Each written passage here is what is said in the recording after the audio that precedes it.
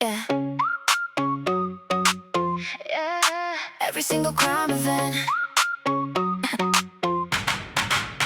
Insanity defense under the McNaught test. A mental disease hits, taking your mind from rest. You can't appreciate the nature and quality of your act. To understand it's wrong, breaking the law is a fact. But the model penal code flips how the rule will swing. Substantial capacity is lacking for the criminal thing. And in the federal court, you gotta make it plain, clear and convincing proof of crazy. You win the game. A voluntary drunk, listen close to the event. It's only a defense if it's a specific intent. But involuntary drunk, you didn't know what consent. It's a total defense for every crime event.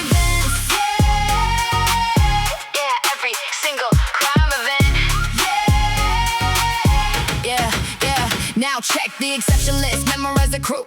General intent, booze won't clear the blame for you. If you drink by choice, the law will still pursue these 5 heavy hitters that get you pushed through. Manslaughter, battery, arson in the night, raping, kidnapping, lock him up tight. All of the crimes are specific, that's the base. But for general intent, drinking won't clear your case. Voluntary drunk, listen close to the event. It's only a defense if it's a specific intent. But involuntary drunk, you didn't know what consent. That's a total defense for every crime event. Single crime event.